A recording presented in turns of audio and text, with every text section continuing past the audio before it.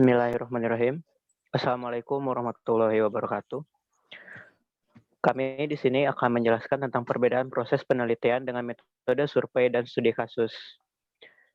Presentasi kami kali ini akan dibawakan oleh saya, Fajri Ahmad Fariza, juga teman saya, Muhammad Nurwansyah Bambela, dan Rahmat. Baik, untuk slide pertama, tujuan penelitian. Tujuan penelitian.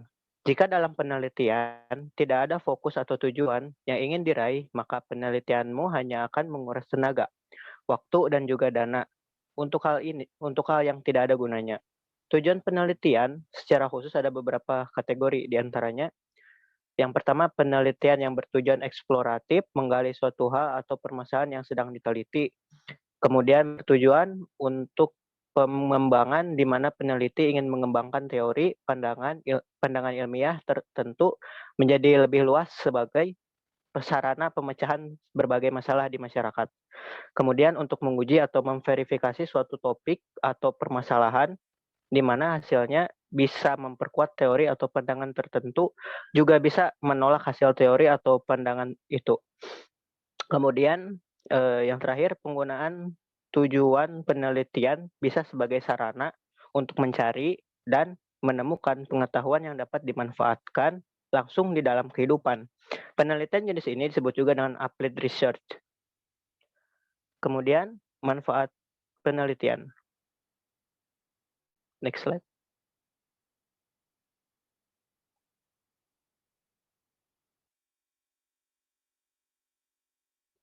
Manfaat penelitian. Manfaat adalah apa yang akan orang lain atau pembaca rasakan, termasuk peneliti itu sendiri, tentang apa yang sudah dicapai atau digali dalam penelitian itu. Manfaat penelitian adalah kontribusi suatu penelitian terhadap bidang keilmuan yang dipelajari. Bisa juga manfaat untuk budaya atau masyarakat tertentu. Suatu yang dihasilkan dalam penelitian bisa membawa dampak tertentu terhadap pembaca. Harapannya adalah hal yang positif terhadap permasalahan penelitian tersebut. Kemudian, dalam penelitian, manfaat dibagi menjadi dua, yaitu manfaat teoritis dan manfaat praktis. Yang pertama, manfaat teoritis berlatar dari tujuan penelitian verifikatif atau memverifikasi teori yang sudah ada. Apakah akan memperkuat atau mengukur teori tersebut. Manfaat teoritis muncul karena peneliti tidak puas atau ragu terhadap suatu teori tertentu. Yang kedua manfaat praktis, yaitu sebagai alternatif solusi suatu permasalahan. Selanjutnya, studi kasus oleh teman saya. Studi kasus. Pengertian studi kasus. Studi kasus secara sederhana diartikan sebagai proses penyelidikan atau pemeriksaan secara mendalam, terperinci dan detail pada suatu peristiwa tertentu atau khusus yang terjadi. Studi kasus dapat diperoleh dari metode penelitian formal. Kata kasus yang terdapat di dalam studi kasus bisa merujuk pada individu, kelompok, peristiwa, fenomena, perilaku, dan banyak lainnya. Makna yang dirujuk oleh kata kasus dapat berbeda pada setiap penelitian atau topik. Hal ini tergantung dari si peneliti memaknainya dalam penelitian yang dia lakukan. Menurut Susilo Raharjo dan Gunanto, studi kasus merupakan metode untuk mengetahui dan memahami seseorang dengan menggunakan praktek inklusif dan menyeluruh atau komprehensif. Dalam prakteknya, peneliti akan mengumpulkan individu yang dijadikan sebagai subjek penelitian. Selanjutnya, peneliti akan melakukan penggalian informasi pada subjek agar dapat memperoleh pemahaman lebih dalam lagi. Jika sudah didapatkan, pemahaman dan informasi tersebut dapat digunakan oleh subjek sendiri ketika melakukan penyelesaian terhadap masalah yang dihadapi. Sehingga subjek dapat berkembang lagi setelah dapat menyelesaikan permasalahan tersebut.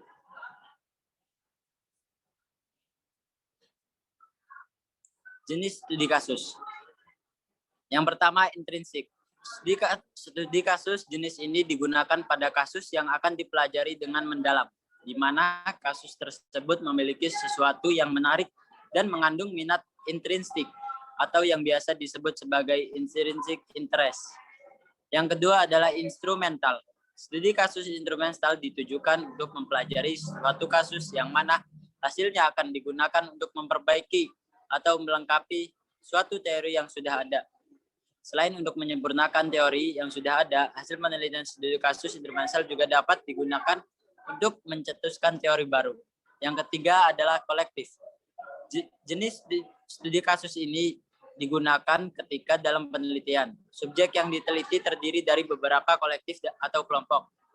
Akan tetapi, tidak hanya semata kelompok itu yang dipelajari. Individu-individu di dalamnya juga akan tetap dipelajari secara mendalam. Hal ini bertujuan guna memperoleh karakter umum yang bervariasi, baik itu dari kelompok maupun individu-individu di dalamnya.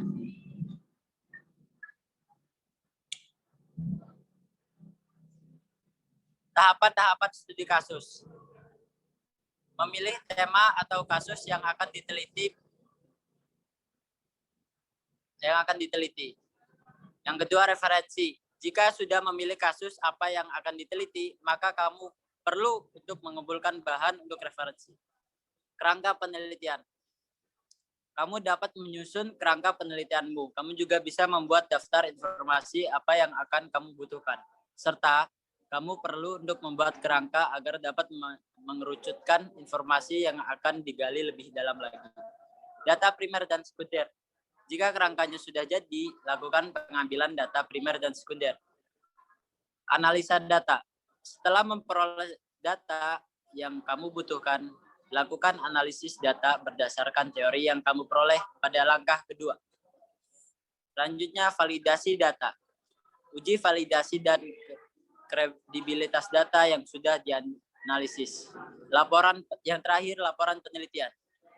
Kamu perlu membuat laporan hasil penelitian yang kamu lakukan tersebut.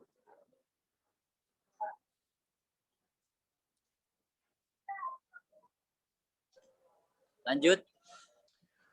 Selanjutnya adalah metode survei. Pengertian dari metode survei menurut para ahli, yang pertama adalah pengertian metode survei menurut Muhammad Nazir. Metode survei adalah penyelidikan yang diadakan untuk memperoleh fakta-fakta dari gejala-gejala yang ada dan mencari keterangan secara faktual baik tentang institusi sosial, ekonomi, atau politik dari suatu kelompok ataupun suatu daerah. Metode survei menurut Sugiono adalah penelitian yang dilakukan pada populasi besar maupun kecil, tetapi data yang dipelajari adalah data dari sampel yang diambil dari populasi tersebut, sehingga ditemukan kejadian-kejadian relatif, distribusi, dan hubungan-hubungan antar variabel sosiologi maupun psikologis. Penelitian survei mengukur nilai variabel, menguji hipotesa tentang pengalaman dan karakteristik suatu objek. Penelitian survei pada umumnya adalah penelitian kolerasi. Berdasarkan beberapa pendapat ahli yang telah dikemukakan, dapat ditarik kesimpulan bahwa penelitian survei adalah metode penelitian kuantitatif yang digunakan untuk mendapatkan data yang terjadi pada masa lampau atau saat ini, tentang keyakinan, pendapat, karakteristik, perilaku, dan hubungan variabel, untuk menguji beberapa hipotesa tentang variabel sosiologis dan psikologis dari sampel yang diambil dari populasi tertentu. Teknik pengumpulan data dengan pengamatan atau wawancara, dan hasil penelitian cenderung untuk digeneralisasikan.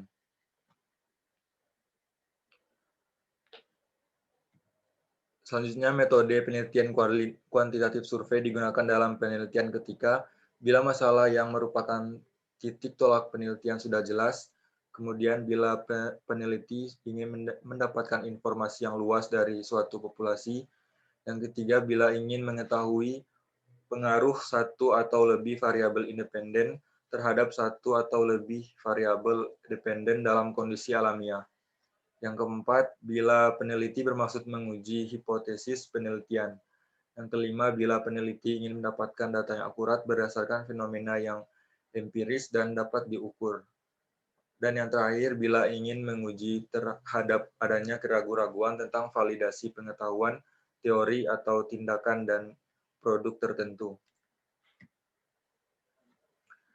Selanjutnya adalah jenis-jenis dari metode survei. Yang pertama adalah metode eksploratif.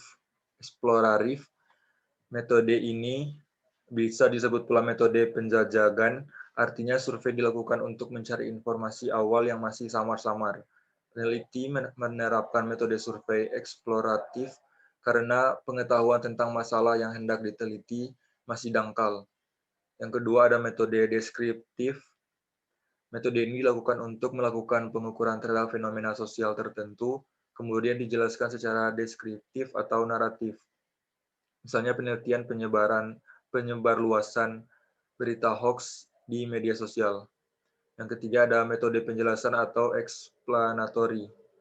Metode ini hampir sama dengan metode deskriptif, bedanya metode survei explanatory menekankan pada pencarian hubungan, kausalitas atau sebab akibat antara variabel-variabel yang diteliti. Yang ketiga ada metode penjelasan. Yang keempat ada metode evaluasi. Metode ini digunakan untuk penelitian evaluatif. Umumnya metode survei evaluasi diterapkan pada riset atau evaluasi program. Dan yang selanjutnya ada metode prediksi. Metode ini dilakukan untuk memprediksi tren fenomena sosial ke depan. Contoh mudah dari metode survei prediksi adalah penelitian yang dilakukan oleh lembaga-lembaga survei menjelang pemilu atau pilkada. Selanjutnya ada metode operasional. Metode ini digunakan untuk mendeteksi variabel-variabel operasional dari suatu program yang diteliti. Sebagai contoh, mengapa implementasi program satu orang satu suara dalam pelaksanaan pilkada serentak berbeda tiap daerah. Yang terakhir ada metode pengembangan. Metode survei untuk pengembangan umumnya dilakukan untuk mengembangkan indikator-indikator sosial. Selanjutnya ada proses dari metode penelitian survei. Beberapa langkah sederhana namun ideal bisa ditempuh dalam metode penelitian survei antara lain merumuskan masalah penelitian dan menuliskan tujuan penelitian survei, menuliskan manfaat penelitian survei secara akademik dan atau secara praktis, kemudian menentukan konsep dan hipotesis penelitian jika diperlukan, mengumpulkan informasi dari hasil penelitian-penelitian yang terkait yang sudah dilakukan sebelumnya, dan selanjutnya ada menentukan sampel penelitian, membuat angket atau kuesioner, mengumpulkan data, termasuk pula memberi penjelasan pada asisten peneliti yang mengumpulkan data bila punya asisten peneliti, dan mengolah dan menganalisis data secara manual atau dengan komputer, yang terakhir melaporkan hasil penelitian secara tertulis. Kemudian perbedaan studi kasus dan metode survei yang akan dibacakan oleh teman saya.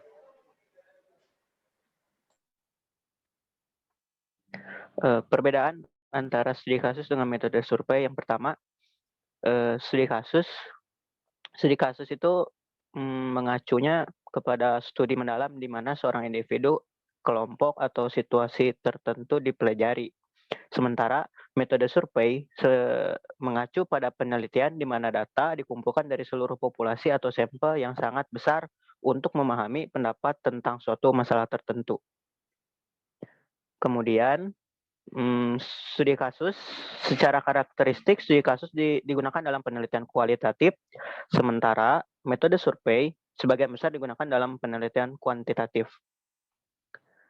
Data yang dihasilkan oleh studi kasus adalah data yang kaya akan kedalaman, sementara metode survei menghasilkan data numerik.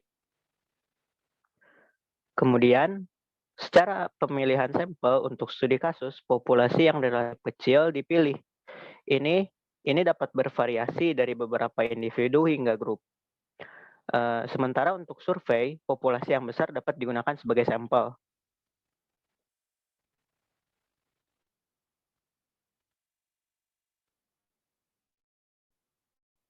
Terima kasih atas perhatiannya. Jika ada kekurangan atau kelebihannya mohon dimaafkan.